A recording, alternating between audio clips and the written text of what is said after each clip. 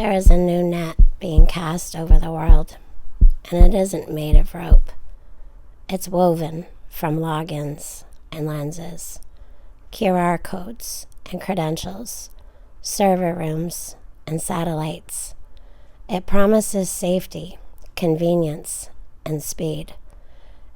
It asks for something small in return. Your face, your phone, your number, your consent. Piece by piece, click by click, we hand it all over until the web begins to hold. They call it digital identity, a harmless phrase, a helpful app, a quicker way to prove you are you. But behind the sunny language, there is an architecture, a system that links you to your data to your decision, and those decisions to access. Access to your work, your travel, your bank, your daily life. I want to talk to you about that architecture, how it is being built, and how it stores us, how it connects us, and what it means for freedom, for faith, and for the future. Let's start with the pattern everyone can see if they're willing to look. First, the UK rollout. If the UK follows the path we've seen elsewhere, the sequence is simple. Phase 1, pilot and voluntary convenience. Just try the new system, they say. It'll save time. It's optional. You can still do it the old way, for now. Phase 2, wider adoption. Suddenly you're seeing it everywhere. Taxes, healthcare, driving, services, benefits, maybe housing or employment checks. No one forced anything. It's just easier here, faster there. And most people go with easy. Phase 3, integration. Without a vote, without a headline, the new credentials become the default. Not illegal to opt out, just difficult. Not mandatory at first glance, just required for the things that matter. The progression isn't inevitable, but it is realistic. We've watched it happen before. Consider the United States and Real ID. It was introduced as a standard for driver's licenses, just a way to make identification more secure after national fear and confusion. States hesitated, some resisted. Rollout took years. But slowly, airport security aligned to it. Federal buildings aligned to it. Agencies aligned to it. And what began as a choice became the path of least resistance. People didn't wake up to the mandate. They drifted toward the norm. Norms harden into expectations. Expectations become gates. Gates decide who passes. This is how the digital net tightens, not in one night, but over many quiet updates to how the world works. And it isn't only governments. Companies are building the same habits into everyday life. A simple app update arrives. Your carrier, your bank, your favorite service. What once offered a password now strongly recommends your face. People have reported that after an AT&T update, opting out of Face ID felt like it vanished. Not because the law changed, but because the interface did. Now I'm going to tell you something. I'm going to show something on the screen. I updated my own iPhone. After the update, I couldn't get past the facial recognition. Either I did it or the update didn't pass. Maybe there's still a new way around it if you dig. Maybe you can call support or switch a setting on the website. Call the carrier, but the message is clear. The biometric path is being made to feel like the only path. This is the everyday lock-in. No press conference, no debate. Just a new normal that slides into your pocket and lives on your screen. Now, beneath the headlines and the updates, here's how the architecture works. When you enroll in a digital identity system, your details, your name, date of birth, a photograph, document numbers are checked against records that already exist. Your passport database, your driving records, sometimes immigration, sometimes tax. Software compares faces, verifies security features, and confirms you are who you say you are. From there, a record is minted. Sometimes it's a copy of your data, sometimes it's a cryptographic reference, a digital pointer that says this person has been verified. Either way, it lives on servers, what everyone calls the cloud, which is just a web of physical data centers owned by the government, vendors, or both. Those centers are linked by private networks. When you try to access a service, file taxes, check benefits, open a bank account, your request pings across that web. Is this Heather? The system checks the token or the face or the device.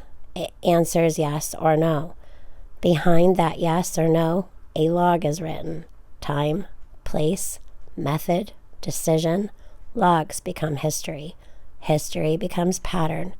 Pattern becomes profile. Link enough systems together and the picture sharpens. Your identity credentials plus your health portal. Your driving record plus your insurance. Your tax account plus your bank. Each connection adds edges to the map until the shape looks like you. Not just the facts of you, but the rhythm of your life. This is why centralization matters. When identification, payments, benefits, travel, and a communication are all verified by the same backbone, control becomes simple. Flip one switch and access narrows. Flip another and access closes. No chains on your wrist, only gates in your day. Some will say, but these systems are protected by data laws and encryption. That can be true, and still the rest remains. Great walls do not change the nature of the city inside them. A secure system can be misused by design changes. The law can be revised. The definitions of authorized sharing can expand. The threat isn't only theft, it's function creep. The slow slide from purpose A to purpose B, from optional to expected, from expected to required. And when the biometrics become the key, your face, your fingerprint, your voice, the key can't be changed. You can reset your password. You cannot reset your face. Lose a credential and you are inconvenienced. Lose a biometric template and you are exposed. Now add the corporate layer. Apps that gate features behind facial recognition. Stores that unlock doors with a scan. Buildings that trade keys for phones.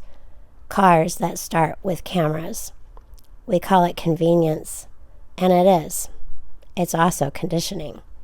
Every time you're asked to present your body as a pass, you learn the ritual a little deeper. You learn to offer your image for the privilege of your daily life. They say it's about convenience. They say it's your choice. But every system of control begins that way, voluntarily, practical, harmless, until the day it isn't. Just as the United States slowly turned the real ID in many states into a requirement, nations across the world are building the same pattern in digital form. The question isn't whether we'll be asked to sign in. It's what we will be signing away. Some will hear all this and shrug. I've got nothing to hide, but privacy is not about hiding. It's about choosing. Choosing who may approach you, who may know you, and who may bind your identity to their conditions. The right to knock does not give the right to enter. The right to verify does not give the right to own. Let me speak as a believer. Scriptures tell us, the Lord looks down from heaven. He sees all the children of man.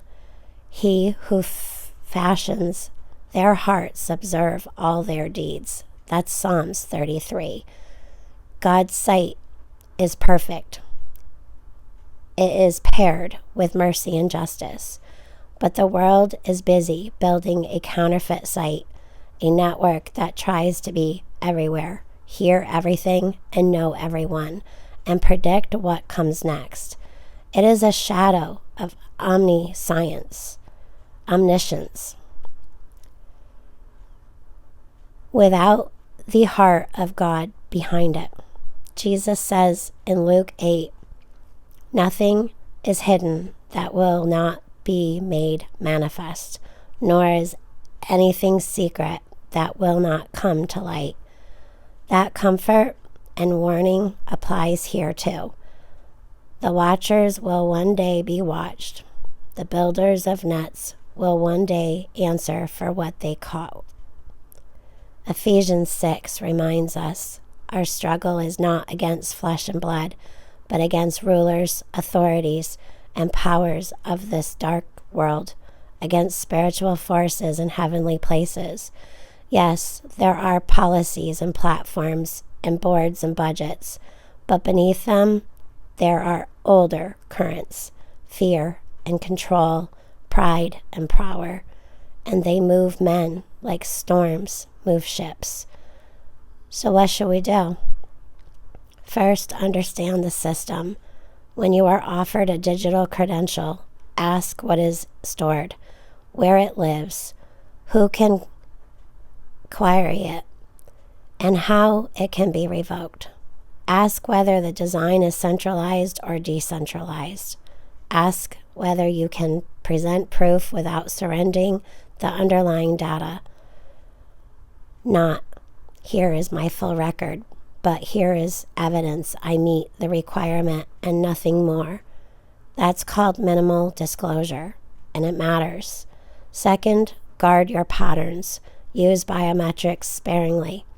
Prefer passkeys you can change. Default to permissions you control. Do not hand out your location or your contact list because a screen says allow. You are valuable. Treat your data like something that belongs to someone priceless. You are priceless. Third, defend alternatives. If voluntary is true, alternatives should be robust, funded, and respected. In law and in practice, support the organizations pushing for opt-out rights and limits on data sharing.